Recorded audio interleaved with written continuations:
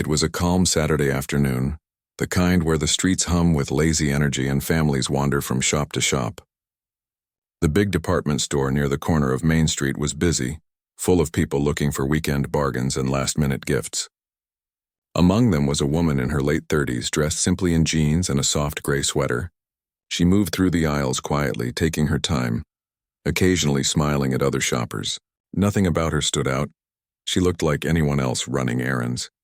She pushed her cart along the home goods section, checking items from her list. It was an ordinary day for her, one of the few she had off from work.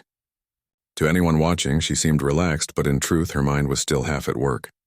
Even on her days off, she carried a sense of duty, a constant awareness of her surroundings. Years of service had trained her to notice small things, body language, movement, expressions. She wasn't there to analyze anyone, though. Today, she just wanted to shop, head home, and make dinner. At the front of the store, 2 security employees watched the camera screens. They had been alerted earlier about a rise in petty theft, small items slipping through self-checkouts, people walking off without paying. It had made them tense and overly cautious. When one of them noticed the woman pick up a set of earbuds and slip them into her shopping bag while talking on the phone, suspicion instantly rose. "Did you see that?" one whispered to the other. "She just put that in her bag. Yeah, better call it in. Could be another one of those fake customers we've been warned about." Neither of them waited long. Within minutes, they phoned local law enforcement and reported what they thought was a possible theft in progress. They didn't realize how quickly things were about to escalate, or who the woman really was. The woman walked calmly to the next aisle, still on her call. She was speaking softly, discussing dinner plans with a friend, unaware that anyone was watching her. After she hung up, she took out the same earbuds from her bag, glanced at the price, and added them to the rest of her items in the cart. She planned to pay for everything together. To her, it was nothing more than normal shopping. Outside, a patrol car arrived quietly. 2 officers stepped out, adjusting their belts, ready for what they thought was another routine call. They'd done this countless times, answering reports of shoplifters who usually ended up apologizing or claiming it was an accident. They were used to excuses. They were not used to being wrong. As they entered, the store manager met them and pointed toward the woman. "That's her. Aisle 9. She put something in her bag," he whispered urgently. The officers nodded and started walking toward her. The woman was now in the checkout line, waiting patiently. She looked at her phone, scrolling through messages. The line was slow and she sighed quietly. Then she noticed 2 officers approaching. At first, she didn't think much of it. It wasn't unusual for her to see police in public places. But when one of them stopped beside her and said firmly, "Ma'am, can we speak with you for a moment?" She looked up, surprised. "Of course," she said politely, stepping aside. "Is something wrong?" "We've received a report that you may have taken an item without paying," one officer said. His tone was calm but carried authority. The woman blinked, taken aback. "Excuse me? There must be some mistake. I haven't even checked out yet. Can you step away from the cart, please?" the second officer said. People nearby started to look over, curious. "I don't understand," she replied, trying to stay composed. "Everything's right there. I was going to pay. Do you have any identification on you?" the first officer asked. She instinctively reached for her bag, then paused. "My ID and badge are in my car." She hesitated, realizing how it might sound. "I work in law enforcement." The officer raised an eyebrow. "Everyone says that. Let's just clear this up at the front." By now, a few shoppers had taken out their phones, pretending to scroll but secretly recording. The woman could feel the eyes on her, the whispering. Her heart sank. Not from guilt, but from the disbelief that this was actually happening to her. She was an officer herself, a captain, someone who had spent years teaching others how to handle delicate situations. Yet here she was, being treated as a suspect in public. "Please," she said quietly, "I'm telling you the truth. I'm a captain. My name is on file with your department." But they didn't believe her. Her calmness, which usually gave her control in tense moments, now worked against her. They mistook it for evasiveness. The younger officer glanced at his partner and gave a subtle nod. "Let's take this outside," he said.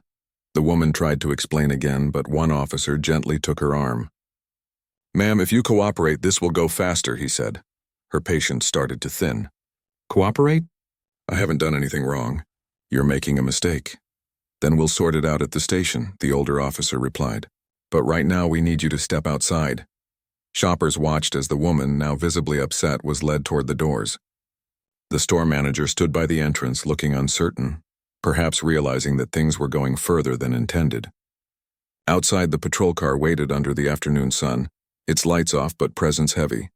"Can I at least call someone?" she asked. "Once we get you to the car," one said curtly. Her frustration grew. She wasn't used to being on this side of the situation. She had arrested people before, always careful, always respectful, but she'd never imagined being the one misunderstood, stripped of authority, and doubted by those who wore the same uniform she did every day. When they reached the car, she tried one more time. "Please listen to me. I'm not lying. I'm with the department. Look up my name before you do this," the officer sighed. "Ma'am, we'll check everything. But until then, you're being detained." She looked at him for a long moment. Her pride wanted to fight back, but her training told her not to. Arguing would only make things worse. So she nodded silently, more out of disbelief than agreement. They placed her in the back seat, not roughly but firmly enough to remind her she was no longer in control. As the car pulled away, she looked out the window at the store fading in the distance. Shoppers stood outside, still talking, still pointing. She couldn't hear them, but she could guess what they were saying. To them, she was just another shoplifter caught in the act. No one knew she had spent half her life protecting people like them. The drive to the precinct was quiet. The officers spoke softly to each other about paperwork and routine, unaware of the storm brewing inside their passenger. She stared ahead, her thoughts racing, not about embarrassment, but about how quickly assumptions could take shape. She wondered if she'd done the same once, if she had ever judged someone too fast. When they arrived, one officer opened the door. "We'll just get this cleared up," he said, almost kindly now. She didn't respond. She followed them inside, feeling a strange mix of anger, sadness, and disbelief. At the front desk, the clerk asked for her information. The woman gave her name, speaking clearly. The clerk started typing, then paused.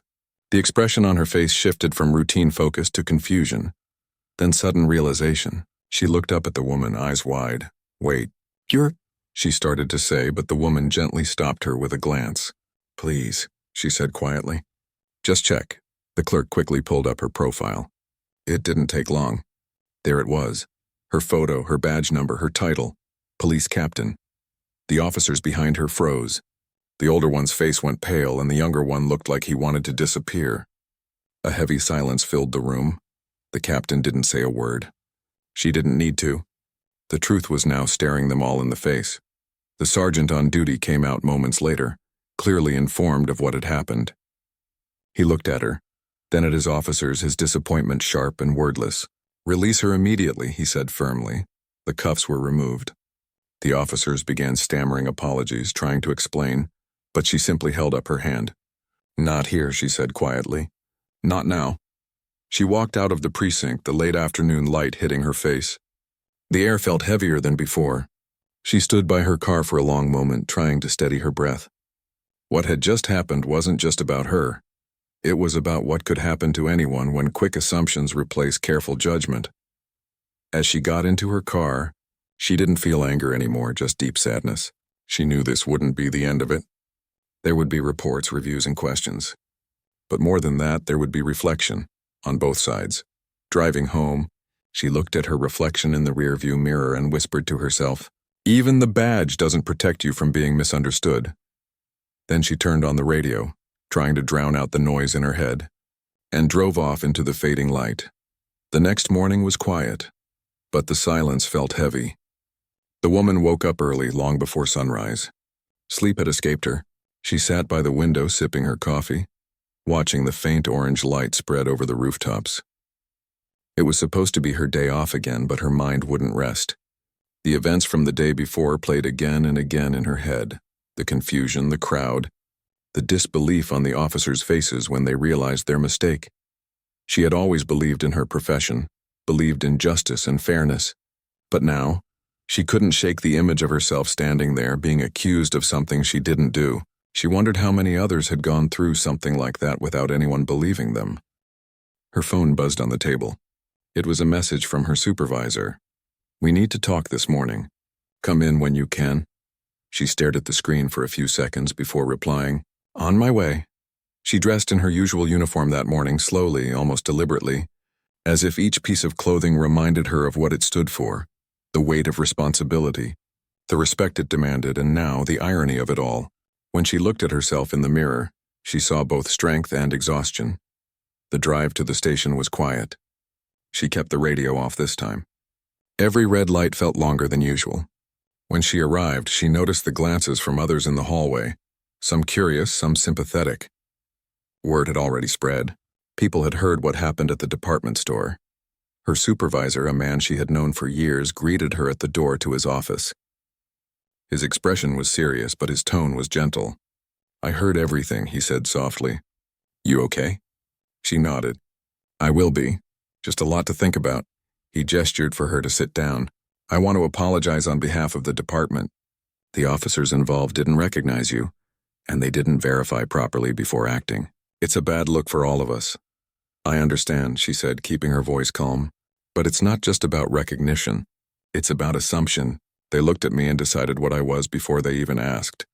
He nodded slowly, clearly understanding the deeper meaning in her words.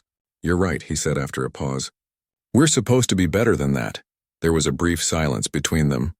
Then he said, "I've spoken to Internal Affairs. They're opening a review. It's standard procedure after an incident like this." She nodded again. "That's fine. I just don't want it to turn into a witch hunt. They need guidance, not punishment." Her supervisor leaned back, studying her. "You're still thinking like a leader," he said. "That's what sets you apart." She gave a small, tired smile. "Maybe. Or maybe I've just been in this job too long to see enemies where there aren't any."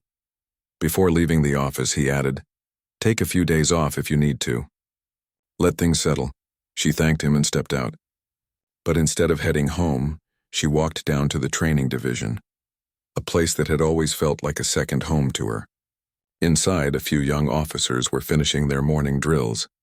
She watched quietly from the doorway for a while, their laughter and focus reminding her of why she'd joined the force in the first place. One of the younger officers noticed her and waved. "Captain, we heard what happened.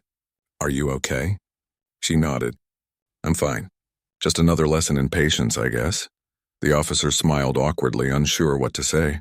"People online are talking about it," he added. "It's all over social media. Someone filmed part of it." Her heart sank a little. "Of course they did," she murmured. She didn't like the idea of being turned into a trending topic, but she knew it was inevitable. The internet loved moments like these, fast judgments, quick outrage, and opinions from people who didn't even know the full story. By the afternoon, news outlets were calling her department. They wanted statements, interviews, details. Some headlines were sympathetic. "Police captain detained by mistake." Others were less kind. "Officers arrest their own boss." She turned off her phone for a while, not wanting to see more. But inside, she knew this was bigger than her. The story had already escaped her control. That evening, she sat in her living room trying to clear her mind. Her close friend, another officer from a neighboring unit, came by to check on her. They had worked together for years, and he knew her well enough to skip the small talk. "You should file a formal complaint," he said firmly. "They treated you unfairly." "I already gave my statement," she replied. "But I'm not angry. Not really, I just can't stop thinking about how easy it was for them to see me as something else." He frowned. "You mean a suspect?" She nodded. "Yes, I wasn't in uniform, I didn't have my badge, and suddenly I was someone they couldn't trust. I used to tell my team not to judge too fast. Now I know exactly how it feels." Her friend sat down across from her. "You handled it better than most people would have. If it were anyone else, they might have lost their temper." "I wanted to," she admitted quietly. "But what would that have proved? That they were right to doubt me? Sometimes staying calm hurts more, but it teaches better." The conversation lingered on for a while. They talked about the department, about the younger generation of officers who were trying but often rushed to conclusions. She realized then that maybe this incident could serve a bigger purpose. The next day, she was invited to speak briefly at a small department meeting. It wasn't an official hearing, just a discussion among peers. When she entered the room, the two officers who had detained her were already there, sitting quietly. Their faces showed shame and nervousness. They stood when she walked in. The captain looked at them, and for a long moment she said nothing. Then, in a calm voice, she began, "We've all made mistakes in our careers. I have too. But what happened that day is something we all need to learn from. Not because it embarrassed the department, but because it exposed something real. We rely too much on instinct and too little on understanding." The room was silent. She continued, her voice steady. "You saw a woman who looked ordinary and someone told you she might have stolen something. You believed it immediately. You didn't question it. You didn't even stop to look deeper. I've done that before in my early years. I've judged too fast and it always cost something." One of the younger officers, the one who had handcuffed her, spoke softly. "I'm sorry, ma'am. I didn't mean any disrespect. I was just following what I thought was right." "I know," she said, "and I respect that.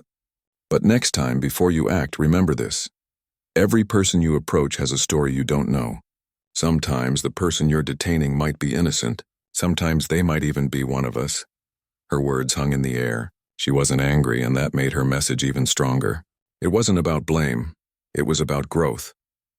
After the meeting, the officers approached her again privately. They apologized sincerely, this time without excuses. She accepted it with grace. "Just promise me," she said gently, "you'll handle the next person with more patience than you did with me." They nodded, visibly relieved. In the following days, she became a quiet symbol in the department, someone who had endured humiliation and turned it into a teaching moment. Her story spread beyond her city, reaching other departments, inspiring conversations about better training and fairer treatment. But at home, she still felt the weight of it. Some nights, she lay awake thinking about how easily misunderstanding can damage trust. She thought about the people who never get the chance to prove their innocence, who don't wear badges or have authority to clear their name. That thought stayed with her the most. One evening, while walking her dog, a stranger recognized her from the news. "You handled that with real grace," the woman said kindly. "Most people would have yelled or sued." She smiled faintly. Sometimes quiet teaches louder than anger. When she got home, she sat on her porch, the evening air cool around her. The city lights shimmered in the distance. She knew this wasn't the end of the story. There would still be meetings, reports, maybe even interviews. But she also knew something had changed inside her. She realized that even those who uphold the law can fall victim to its flaws. And sometimes the best way to fix those flaws isn't through punishment, but through understanding and compassion. She leaned back, looking up at the night sky. The world wasn't perfect, but maybe little by little, it could become better if people learned to pause before judging, to see before assuming, and to listen before acting. Her phone buzzed again, a message from the younger officer who had detained her. It simply read, "Thank you for not giving up on us." She smiled softly, typing back, "Just make sure you never give up on doing what's right." And for the first time in days, she felt a sense of peace returning, because even in a moment of humiliation, she had found a way to turn it into hope. Days passed, but the story refused to fade. What had started as a misunderstanding inside a store had now become a citywide topic. The woman tried to carry on with her work as usual, but everywhere she went, people whispered softly, glancing her way.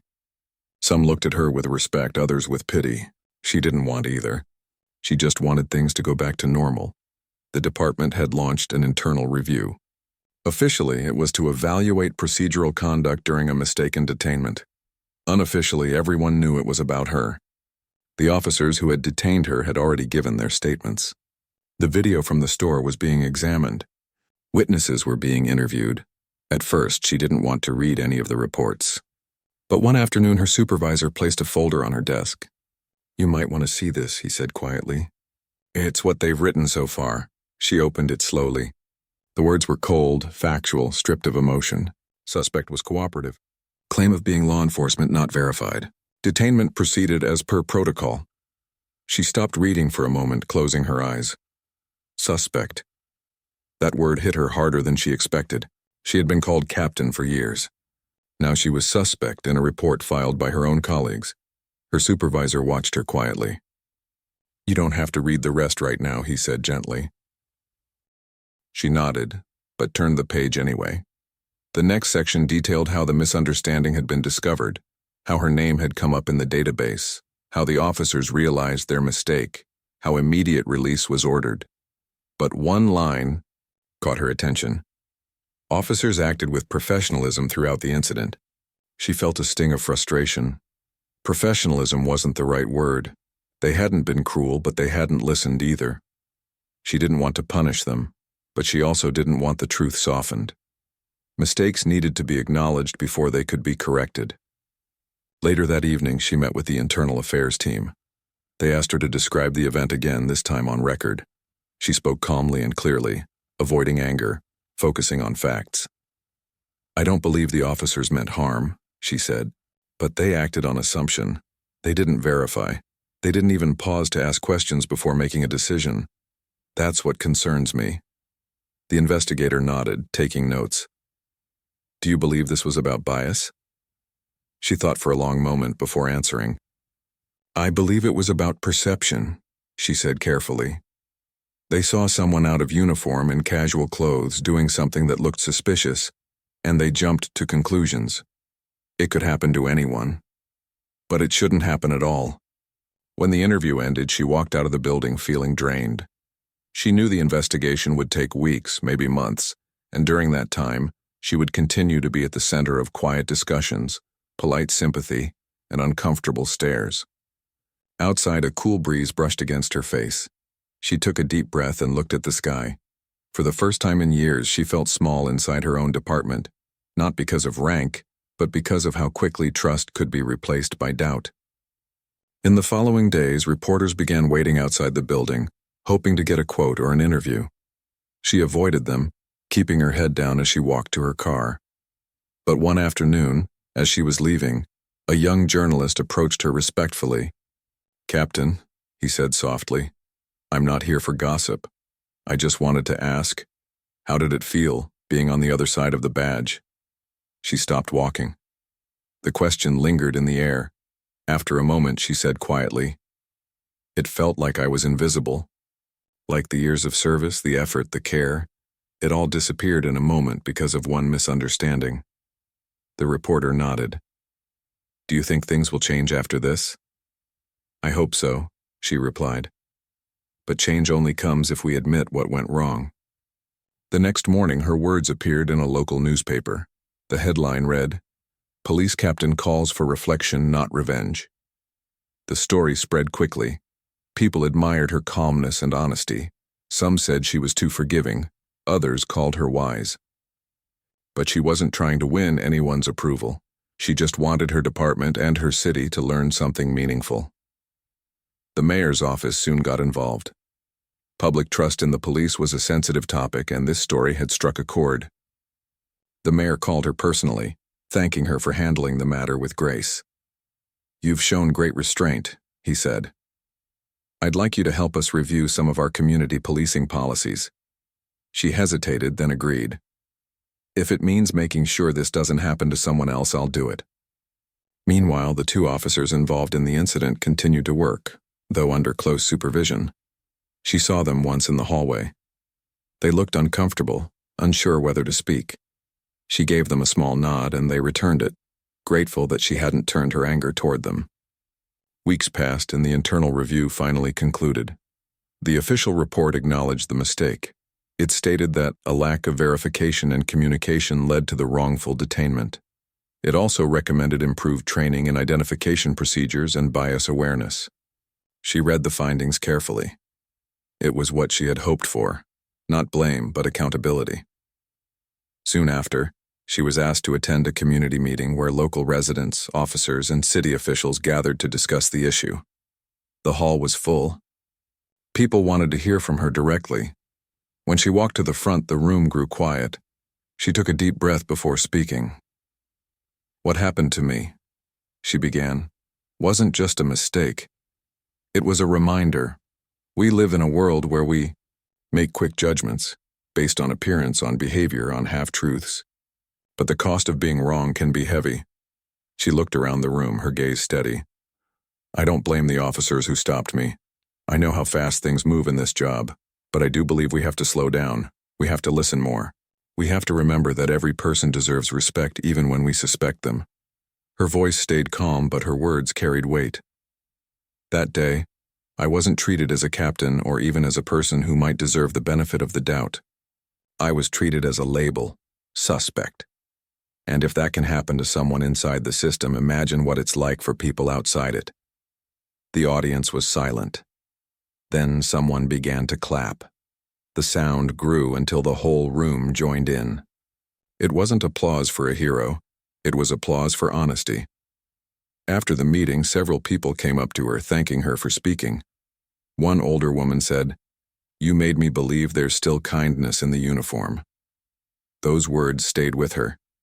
Back at the department, her life slowly returned to its usual rhythm.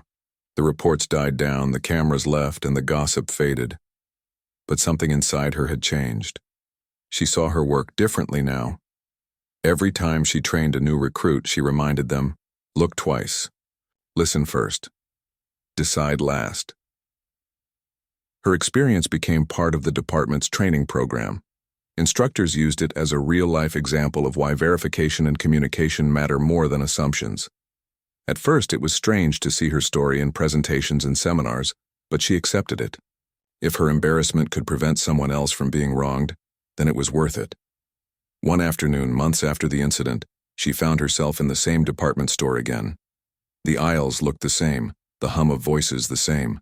She hesitated before walking in, unsure how she'd feel. As she browsed, one of the store employees recognized her. "You're the officer from that story, right?" She nodded, smiling gently. "I just wanted to say," the employee said, "a lot of us here learned something from that day too. We don't rush to call the police anymore unless we're sure. It made us more careful." The woman thanked him. For the first time, she felt a sense of closure. Something good had come out of the pain. Later, as she stood in line to pay, she looked around the shoppers, the noise, the small chaos of everyday life, and felt calm. When it was her turn, the cashier smiled and said softly, "It's good to see you again." She returned the smile. "It's good to be here," she replied. That evening, as she drove home, the city lights reflected off her windshield. She thought about how one small misunderstanding had grown into something much bigger, a lesson, a conversation, a change. Sometimes, she realized, life doesn't give warnings before testing you. It just throws you into moments that reveal who you really are. And though she hadn't chosen that moment, she was proud of how she had faced it, with patience, dignity, and faith in the good that could still come from people. As she parked outside her home, she sat in silence for a while. The world outside kept moving as it always did. She closed her eyes, took a deep breath, and whispered to herself, "One mistake can hurt, but one lesson can heal." And with that, she stepped out of the car, ready for whatever tomorrow would bring. Weeks had passed since the investigation ended, but the ripples from that day continued to spread quietly through the department and the city. Life had mostly returned to normal, yet for the woman, nothing truly felt the same. She still wore her uniform with pride, but she carried something new inside her, a deeper awareness of how fragile respect could be, how easily misunderstanding could replace truth. Everywhere she went, people treated her differently. Some looked at her with admiration, others with quiet sympathy. She appreciated their kindness, but she didn't want to be remembered for what had happened. She wanted to be remembered for what came after. One morning, her supervisor called her into his office. "The mayor's office reached out again," he said. "They're forming a community committee to improve public trust in law enforcement. They want you to be part of it." She hesitated for a moment. "Me?" "Yes," he said. "Your story got people talking, not in anger, but in reflection. You've become an example of what patience and professionalism look like when things go wrong." She didn't answer right away. She had never seen herself as a public figure, but she also knew that silence changed nothing. If her experience could help fix what was broken, she had to try. "I'll do it," she said finally. The committee met for the first time 2 weeks later in a quiet hall inside the city building. Around the table sat police officials, local business owners, community leaders, and a few residents who had once been openly critical of the police. The air felt tense at first, everyone unsure how to speak freely without offending someone else. The mayor began the meeting with a short speech about rebuilding trust and learning from mistakes. Then he turned to the captain. I think we should start by hearing from the person who lived through this." She nodded, stood up, and looked around the table. The room fell silent. "I never imagined I'd be sitting here because of something like this," she began softly. "I've worked in law enforcement for many years. I've seen mistakes before, small ones, big ones. But it's different when you become the mistake." No one moved. "I don't want to talk about what went wrong just to blame someone," she continued. "I want to talk about what we can do to make it right. The problem isn't one or two officers. It's how we train, how we communicate, and how we see people. We can't protect a community we don't truly understand." Her words weren't loud, but they carried power. People leaned in, listening closely. One of the store owners spoke next. "Since your story came out, I've been thinking about how we sometimes call the police without checking the full situation. Maybe we panic too fast." A community leader nodded. "It goes both ways," he said. "Officers act fast because they think they're doing their job. Citizens react because they're afraid or frustrated. We need more conversation, less confrontation." The captain listened quietly. For the first time since her incident, she felt something positive coming out of it. People from both sides sitting together, not as enemies, but as neighbors. The committee decided to launch a new initiative, community days where officers and residents could meet, talk and understand each other outside of tense situations. The captain agreed to help organize the first event. When the day arrived, it was held at a local park. The air was warm and filled with the smell of food from nearby stalls. Children ran around laughing. Officers played games with families, while others answered questions from locals. The captain walked through the crowd, shaking hands, talking to people. At one point, a teenage girl approached her. "You're the officer from the news, right?" she asked shyly. "Yes," she said with a small smile. "That's me. My mom said you handled everything with grace," the girl continued. She said it taught her not to judge so fast. The woman smiled, touched by the words. "That's all I wanted," she said. "For people to pause before assuming the worst." The girl nodded and ran back to her friends. As the afternoon went on, the captain gave a short talk to the crowd. "We can't erase mistakes," she said, "but we can decide what to do with them. We can choose to grow." Her voice was calm, her tone steady, but her message reached everyone there. People clapped, some even cheered. It wasn't the applause that moved her.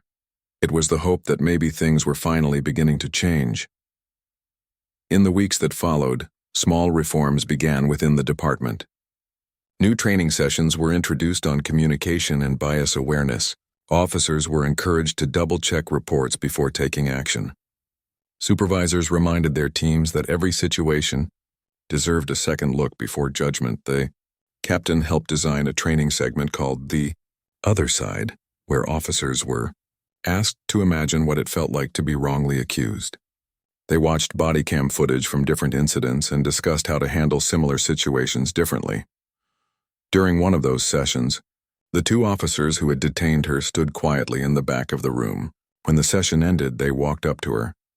"Captain," one said softly, "thank you for letting this become a lesson instead of a punishment. We've learned more from this than we ever could from discipline." She nodded.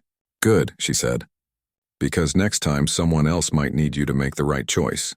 They smiled gratefully and walked away. Outside the training hall, she sat on a bench for a few minutes, thinking. She realized she no longer felt bitterness. What had once been an embarrassing memory had turned into a teaching moment. For her team, and for her city. One evening, she received an invitation to speak at a nearby university. The topic was leadership and accountability in law enforcement. She hesitated at first, but eventually agreed. When the day came, she stood on the stage in front of students, professors, and a few young cadets in training. Leadership, she said, isn't about being perfect.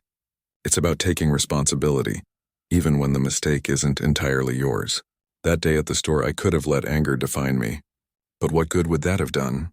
Real strength is staying calm enough to find the lesson in the chaos. After her speech, students lined up to talk to her. One young man said, "I was thinking of quitting the academy, but your story changed my mind. You reminded me that good officers still exist." She smiled warmly. "Good officers don't just exist," she said. "They grow, and sometimes growth comes from being humbled." Months went by and the city slowly moved on. The headlines faded. New stories took over the news. But for those who had witnessed what happened, the memory stayed. Not as a scandal, but as a reminder of what could go right after something went wrong. The captain continued her work quietly, focusing on mentoring new recruits. Her days were long but fulfilling. Every time she watched a young officer treat someone with extra patience or listen, instead of rushing to judgment, she felt a quiet sense of pride. One afternoon as she was leaving her office, she saw the younger officer from before talking with a nervous man in the lobby. The man was upset, raising his voice slightly, insisting he had been unfairly stopped earlier that day. Instead of reacting defensively, the officer calmly asked questions, took notes, and reassured him that they would look into it. The captain stood by the door, listening for a moment. When the man finally left, she approached the officer. "You handled that well," she said. He nodded, smiling. "I remembered what you said to listen first," she smiled back. "That's the best start anyone can have in this job." That night, as she drove home, she thought about how far things had come. The department had changed, not completely, but enough to make a difference. And though she never asked for recognition, she knew her experience had started that change. At home, she sat by her window again, just like she had on the morning after the incident months ago. The same view, the same quiet street, but everything felt different now. Her phone buzzed with a message from a colleague. "Your talk inspired our new recruits today. Thank you for everything you've done." She put the phone down, smiling softly. The world was still imperfect and mistakes would still happen. But she had learned that real progress begins when someone chooses understanding over anger, growth over pride. As the sun set outside her window, she whispered to herself, maybe some storms come just to clear the air. And somewhere deep inside, she finally felt at peace. Not because the past was forgotten, but because it had finally found its purpose. Months had passed since that fateful day in the department store, yet the memory never fully disappeared. It lingered in small ways, like the quiet echo of a door closing or the glance of a stranger in a crowd. But it no longer carried the weight of anger or embarrassment. Instead, it had transformed into a reminder, a guide for how to act when life throws challenges that feel unfair and inexplicable. The captain had returned to her daily routine in the department with a sense of calm and purpose she hadn't felt before. Her mornings started early, just as they always had. But now she carried a quiet confidence rather than the rigid tension that came from always being on alert. She walked the hallways, greeting officers, checking in with new recruits, offering advice and encouragement whenever she could. It wasn't just about policing anymore. It was about leadership. She had seen firsthand how quickly assumptions could lead to mistakes, and she wanted to make sure the next generation of officers learned a better way. She spent hours in the training room, helping cadets understand that patience, empathy, and careful observation were as important as any law or regulation. One afternoon, a young officer approached her after a training session. His face was still flushed from nerves, and he held a notebook tightly in his hands. "Captain," he said softly, I wanted to thank you. That scenario from the store, you made us think differently about how we handle people. I was about to react too fast in a call today, but I remembered what you said." She smiled gently. "Good. That's exactly why we talk about it. Your actions can change someone's experience even in a small moment." He nodded, a mix of relief and pride on his face. "I'll keep that in mind. Always." It was moments like these that reminded her why she stayed in the force despite the long hours, the stress, and the risks. It wasn't just about enforcing the law. It was about guiding people, teaching them to see others as human beings first. The city council had taken note of her efforts as well. They invited her to speak at a public safety seminar, where officers from different precincts came together to discuss challenges in policing and ways to improve public trust. She prepared her talk carefully, thinking about how to convey lessons from her experience without focusing on personal blame or drama. When she stepped onto the stage, the room was full, buzzing with curiosity and anticipation. She looked out at the audience and began. "I want to start by saying that mistakes are part of life. We all make them. But how we respond to those mistakes defines us. That day in the store, I was wrongfully accused. It was embarrassing and frustrating, but it taught me more than years of training ever could. It reminded me that every person deserves to be treated with respect, that assumptions can be dangerous, and that true leadership means taking responsibility for change, not just for actions. She spoke with calm authority, sharing the lessons she had learned, the reforms she had helped implement, and the changes she hoped to see in her department and communities everywhere.